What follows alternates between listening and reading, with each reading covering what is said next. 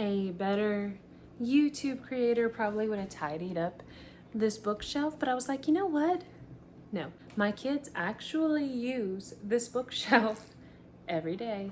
Every day, multiple books are taken out and then haphazardly thrown back, and then I tidy it up when it starts to drive me nuts. But I also wanted moms to see it's okay if your home looks lived in, especially if you have lots of children, and it's okay if your bookshelf doesn't look like a pristine library, but looks like children actually have access to it, and it's not perfect all the time. That's kind of the whole point. One day we will have beautiful curated bookshelves, and we will probably miss all the kitty books and the toys for the babies on the bottom.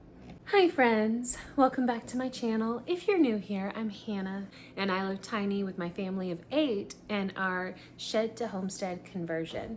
We have shared a lot about our journey of adding on to this house and making it more suitable for our needs and doing it all mortgage free, but lately, I've been really enjoying talking about homemaking and motherhood. Earlier this week, I asked Instagram to give me some ideas for a YouTube video, and the most common request was talking about homeschooling rhythm or homeschooling multiple ages.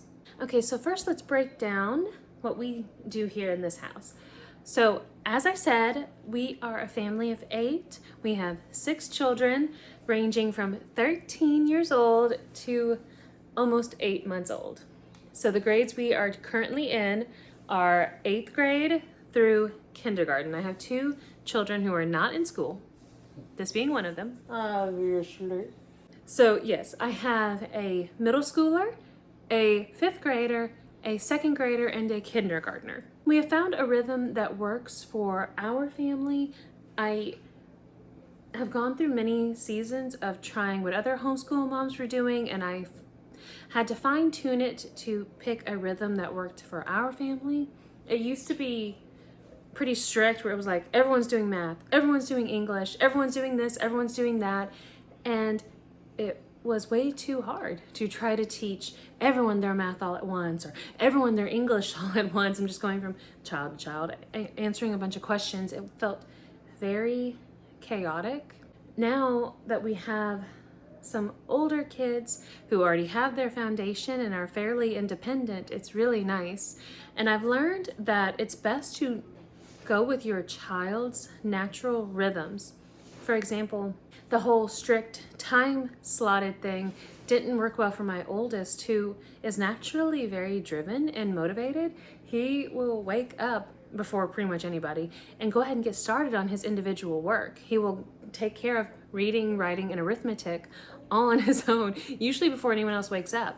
And for me to be like, no, it's not time to do that yet, it killed his drive. It didn't work for him. Meanwhile, I have some other students who need a little more encouragement to get their work done. So we'll talk more about that in a minute. But what worked for us was being like, okay, this child naturally wakes up a little later than everybody else. So it's okay to go ahead and take care of the ones that are awake and already working on their school, so that they can go ahead and get that done for the day. They feel accomplished and they're ready to move on with their day. And then you're available to help the next child who's ready for help. So that's a major tenet for us, is having a flexible schedule. I don't like having airtight schedules with homeschooling. I like being more flexible. Now, this doesn't mean that I let my children just do school whenever they want, because I do have some personalities that just would never do school, and that's part of my job as the parent, to be like, okay, it's time to do this now. So, like I said, my oldest will pretty much take care of his individuals, which are the reading, writing, and arithmetic, and then he gives that to me and I check it, and if he ever has any questions, of course, I'm available to help him.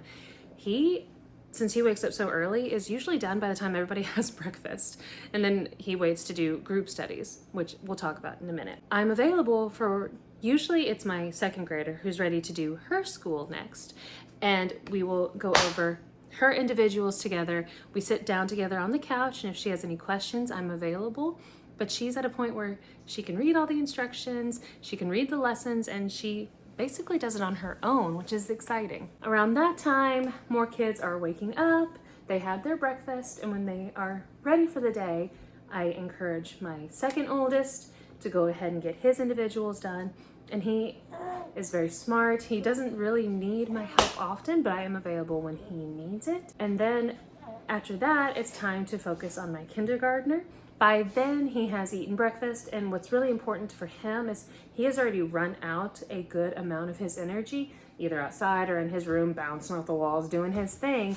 So it's easier for him to sit down and do his individuals with me. By the time we are done doing all of our individual work, and I've done laundry and I've done some food prep for my husband's lunch the next day, done some dishes from breakfast, by that time it's usually lunch. After lunch is when we will do our group studies. So that's one of the reasons I love the curriculum that we use, which is The Good and the Beautiful. They are catered to large families. We do science, history, Bible, Hebrew, all together as one large group. Okay, so some of you may be wondering, well, what do you do with your toddler and your baby? Usually my baby is crawling and doing his own thing. I have toys on the 2 lowest shelves of this bookshelf that are easily accessible to him to keep him busy, or I'm holding him or I'm nursing him. I just kind of utilize my time when I need to be sitting on the couch with him anyway to sit next to one of my kids when they also need help, and I will hold or nurse him while helping my older children. My toddler is often usually playing with my kindergartner while he's burning off his energy before he does school, and usually by the time I'm helping him, she wants to play with her sister, so it just works out that she tends to be busy as well. If she wants to pretend to do school, I'll give her coloring pages to do or flashcards, or I typically buy a handwriting book for her to do as well, just so she can feel included. And I can be like, okay, Mommy needs you to finish this page or color this for me, so she feels like she also has an assignment to do. So as I was saying, we use The Good and the Beautiful for our group studies, and y'all, I cannot sing the praises of The Good and the Beautiful enough. We absolutely love them. We use them for most of our individuals and for our group studies. They are fantastic. The lessons truly are beautiful and they are Christ-centered. We truly enjoy them very, very much. Our kids use them for, like I said, most of their individuals. Our 2 older boys use Saxon math. Here's an example. These books belong to my husband and his brothers when they were little, and I mean, we'll be updating it soon, but it works out really well for our family that they already have all those on deck. And the boys kind of see it as like a game. They want to go through their lessons as fast as possible. One of the things I love about homeschooling is that if they want to work ahead, they can, and they often do. Sometimes my boys will do 2 math lessons in a day or 2 English lessons in a day because they want to keep moving forward and keep skipping grades.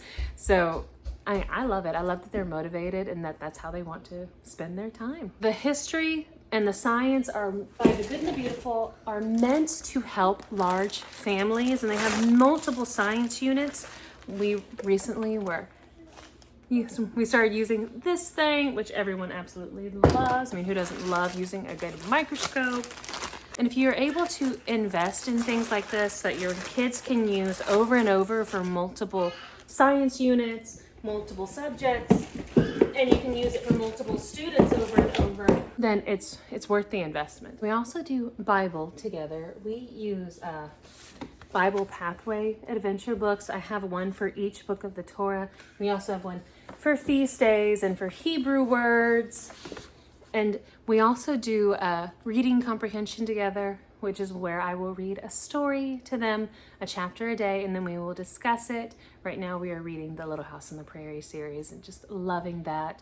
Before that, it was Anne of Green Gables, and we've also read the Great Brain series together. And I would love to recommend The Good and the Beautiful for people who aren't naturally good at creating curriculum, myself included. I'm not really good at pulling a bunch of different things together and coming up with a curriculum plan. I've tried it and I get overwhelmed and I get burnt out. They are so inclusive. They have audiobooks, they have apps that you can use. They have documentaries. They have videos for science lessons. And for the kids, they come up with all these different kinds of games that they can play that make it fun. And the lessons themselves are actually pretty short. So your kids don't get restless, they don't get burnt out, and they associate school with fun. And when the lessons are fun and they're short, they actually remember it a lot better, and it brings a lot more joy to your day. And if you are an overwhelmed homeschool mama, little things like this make a humongous difference. I started enjoying homeschooling a lot more when we switched to the Good and the Beautiful curriculum. I'm not affiliated with them yet. Not associated with them. I would love to be, but I mean, I would be remiss if I didn't tell fellow moms the Good and the Beautiful is a fantastic curriculum choice. So one thing that I do love about homeschooling is that it helps teach your children independence. Like I said, a lot of my kids will just do their individual works, mostly if not entirely by themselves, and then have me check their work. It teaches them to regulate themselves, to stay on top of their tasks, to be organized, and to go ahead and get that part of their day finished before they do the things that they, let's face it, are more interested in doing than school. And it teaches them those healthy habits of, let's go ahead and get this done. I'm gonna do my best. I'm gonna do it well, but then I'm gonna move on to other things that I'm interested in. And I love that it teaches them to just self-regulate. Now they are basically on a schedule. They know what to expect, and they do it with a good attitude because it's part of their routine. It's what's their normal. And because we have this system of going with the children's natural rhythms and personalities, I'm able to rotate attention. In the past, I had it where I was trying to cater to all of them all at once, kind of like a one-room schoolhouse, and that felt like a hot mess, because it was. This way, I'm able to give intentional attention to one student at a time, so they're able to grasp the lesson a lot faster, and they get that individual time with me, which blesses both of us, and it just works out well. One thing that really worked for me was, because of the Good and the Beautiful, I learned how to prioritize and simplify. Their group studies, like we talked about, are designed to be used once or twice a week. So you focus on the core things, reading, writing, and arithmetic every single day. But if you need more flexibility, like maybe one day we do science, one day we do history, one day we don't really do as much, you know, you have that flexibility. And simplifying your homeschooling routine with short, enjoyable, beautiful lessons also makes it more fun for everybody and makes it seem more manageable, and it doesn't feel like this overwhelming 8-hour-long task every single day. And another thing that's really helpful, especially when you have much younger children who are not in school yet, is to be very flexible and take breaks. If you're feeling overwhelmed, baby's crying, toddler needs you, toddler's having a meltdown, you are allowed to take breaks. That's part of the beauty of homeschooling, is you make the routine. You're the mama, you're in charge, and if you say, we need to go outside, we need to take a break, or okay, you know what, we're having nap time right now, or let's have a snack break, or you know what, baby's crying, I'm gonna take care of him right now, I'll be with you in a minute, go take a break, go play, you're allowed to do that. And there's nothing wrong with doing that. Your homeschooling experience needs to cater to the individual needs of you and your family, and that's the beauty of it. It's meant to look exactly like whatever works for your family, not a traditional school. You have that freedom. So I know it probably sounds incredibly simple, and maybe too simple, but that's really the best advice I can give you, is rotate attention with your children, work with your kids' natural personalities and their rhythms, try and do one at a time, if you're able to, with their core subjects, and then do as many group studies as you can where you're teaching everyone all at once. People are gathered in a circle and you're able to make those big checks off of your list, and then you're done. Then you have the rest of the day. One of the things I love about homeschooling is that you can, if you wanted to, you could do it intense weeks where you're doing lots of science for a while and then lots of history and lots of art studies, and you have the ability to move as you want and go with what's inspiring right now to you and your children in different seasons of life. And you're able to utilize things like documentaries, audiobooks, websites, apps. You know, the sky's the limit. You have to find out what is fun for you, what gets you going, and what works well for your family. Alrighty friends, that's all I have for today. I want to thank you once again for coming back to our humble homestead, and I hope this video was helpful and encouraging for you. And if you have additional tips that you would like to add, please put them in the comments below. If you gained anything from this video, please consider liking and subscribing and sharing this video with a friend. It really does help the channel to grow, and I so appreciate you guys spending part of your day with me. Shalom, friends.